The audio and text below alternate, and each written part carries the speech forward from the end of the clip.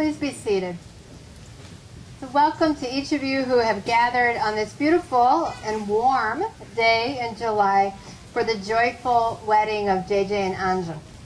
We are going to begin with a greeting, a formal greeting of Anjon's parents to him, and then the Baron, the greeting of the bride's family. So I invite the parents forward to greet Anjon.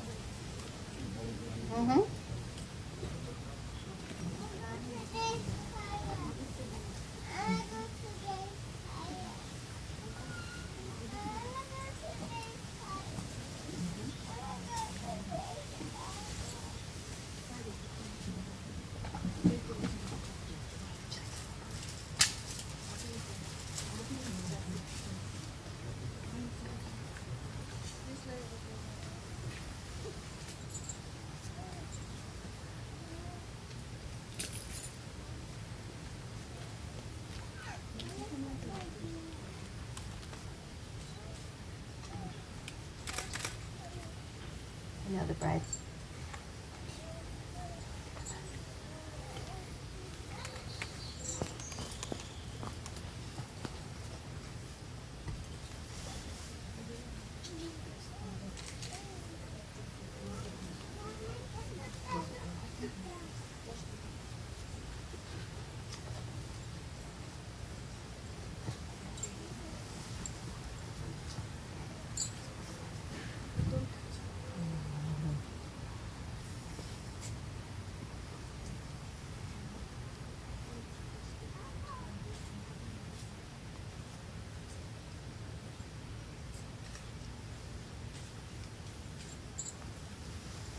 So with that formal greeting, I want to welcome you all and say that this is a celebration of true love.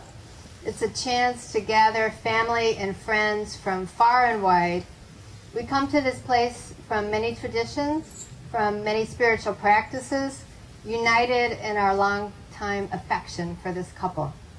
We are already grateful for their gifts and the ways that we have been enriched by their partnership. And so today we really celebrate the way that love transforms life. This will be a wedding that represents, as you've seen already, a creative fusion between the Unitarian and the Hindu traditions. We honor both sources and the ways that we can create ritual that fits a particular couple's commitment. Now, normally for a Hindu wedding, you might spend considerable more hours, even days, in ceremony. We won't be doing that. But we will honor the ways that we have chosen important parts to indicate the common respect for this heritage. And as the spirit of life guides us and the beauty of Mother Nature surrounds us, I invite you to pause for a moment to breathe in this place in deep gratitude.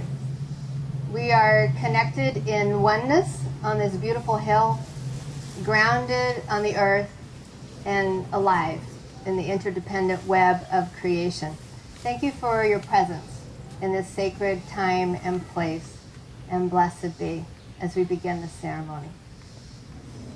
I'd like to introduce the sections that we're doing and just tell you a short thing about what each one means. We're about to do an exchange of garlands, which is the Subhadristi and Malavadal. And I understand that in exchanging the flower garlands, JJ and Anjon are showing their respect to one another and their consent to marry. And so I'm going to invite Alex and Anna forward to give the garlands, which are on the back table there. If you would turn and receive them.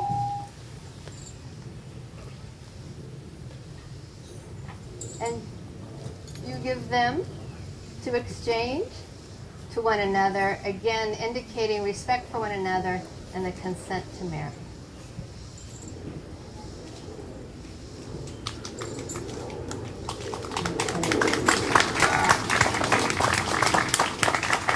Under your veil there.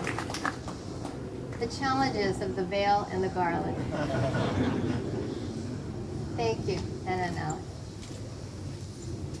And we will go next to the Grandi Bandan. The aunts will come forward with scarves, and Anjon and JJ are now going to be symbolically tied together to represent their happiness and the unity of this day and the joy of being joined together.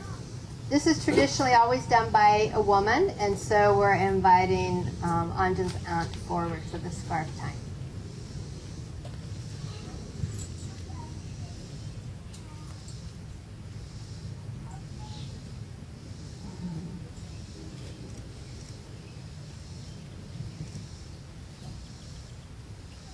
Once they are joined with the scarves, they will be wearing the scarf for almost the entire ceremony. So it's a good piece of choreography and moving as you're tied together. Perhaps a good metaphor for the dance of marriage.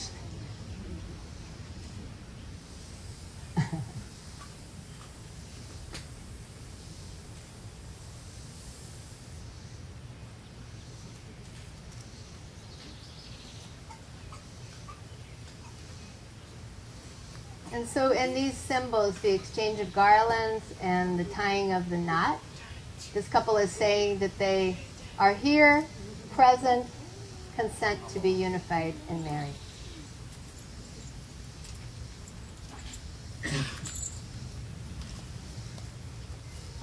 We'll now have 4 readings that were chosen for this day. And I'd like to invite first Fred forward to do a reading from 1 John, which he will announce.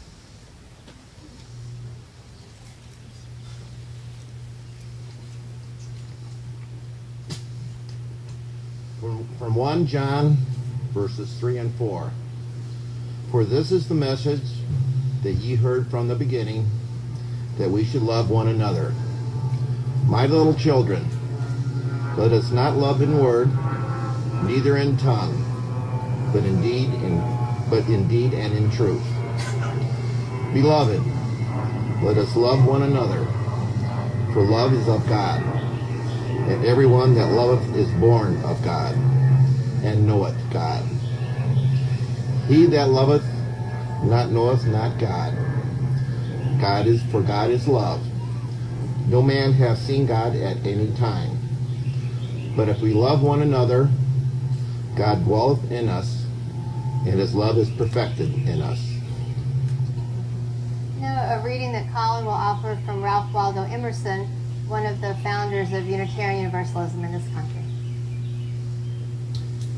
Give All to Love by Ralph Waldo Emerson. Give all to love. Obey thy heart.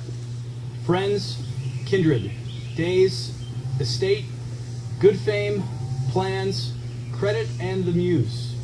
Nothing refuse. 'Tis a brave master. 'Tis a brave master. Oh. Let it have scope. Follow it utterly. Hope beyond hope. High and more high, it dives into noon. With wing unspent, untold intent. But it is a God, knows its own path, and the outlets of the sky. It was never for the mean. It requireth courage stout, souls above doubt. Valor unbending, it will reward. They shall return more than they were, and ever ascending. Thank you. I'm going to invite Bobby forward to do a reading from the Bhagavad Gita. And I'm going to stand over here in case our microphones are talking to one another. That happens sometimes.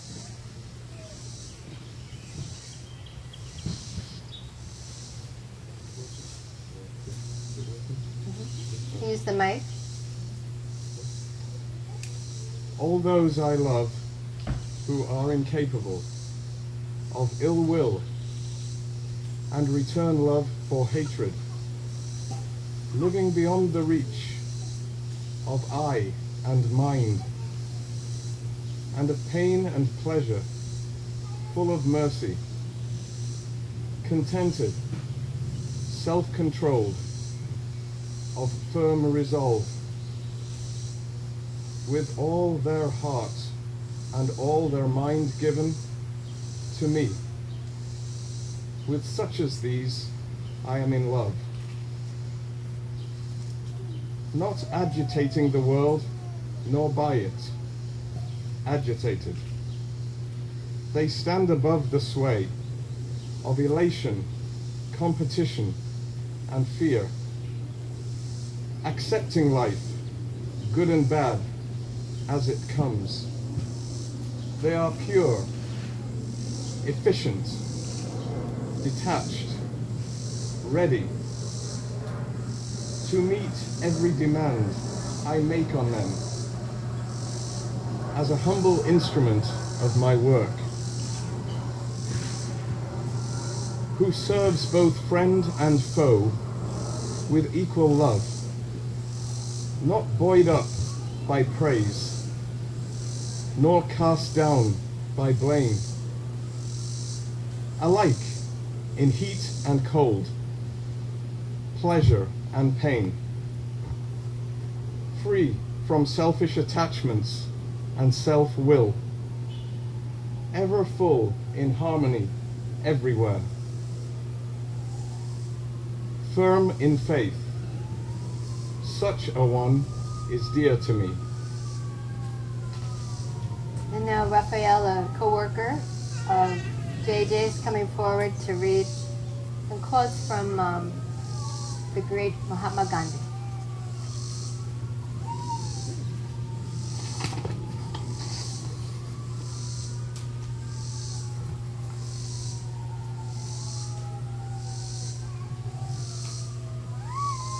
I offer you peace. I offer you love. I offer you friendship. I see your beauty. I hear your need. I feel your feelings. My wisdom flows from the highest source. I salute that source in you. Let us work together for unity and love.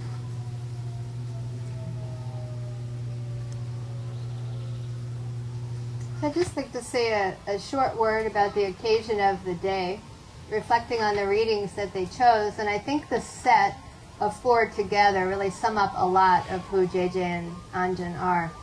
When they speak of being beloved by God, is a key tenet of Unitarian Universalism, that we are born with the spark of the divine within, and that we come into this world full of original blessing, full of devotion to a beloved God who loves us always. And in the reading from Ralph Waldo Emerson, we hear an exhortation to really move into life with all that we have, declaring intention. And it sounds a lot to me like the Bhagavad Gita, where we have Arjuna on the plains saying, be ready, be clear, be present. And finally Gandhi asking, again, the same kind of attention to life and to love. And so in this moment, as we stand as witnesses for this event, I ask that you consider your presence and this couple, and how you know them, and who they each are to you, and how they will be forming a bond going forward that cannot be supported alone, and how they will need you to be in their corner, to be their circle, to be the family and friends and colleagues that help them move through life with that kind of grounded presence. On this day, I think, in marriage, we are never saying anyone has found the absolutely perfect person. We are saying that one person has found another soul with whom they want to go on the journey. And it is a leap of faith, the dance of marriage. We go forward saying, yes, you are the one who I want to be in life with. I have found someone that I can work with in partnership to create the kind of grounded presence that will help me thrive in my life. And as we move into the heart of the matter, I'm going to ask you to take your presence here seriously. I'm going to invite you to consider your role and why you are present. JJ and Anjon have asked you to be here because of the affection that they hold for you. No couple can thrive easily without the network of support, and you've already been in their corner for their relationship. So I'm asking you to ponder your role in their future by considering the following questions, which in a sense are your vow of being present in this moment. Are you able to offer Anjon and JJ love and listening, respect and counsel? Are you willing to join them in celebration in times of joy?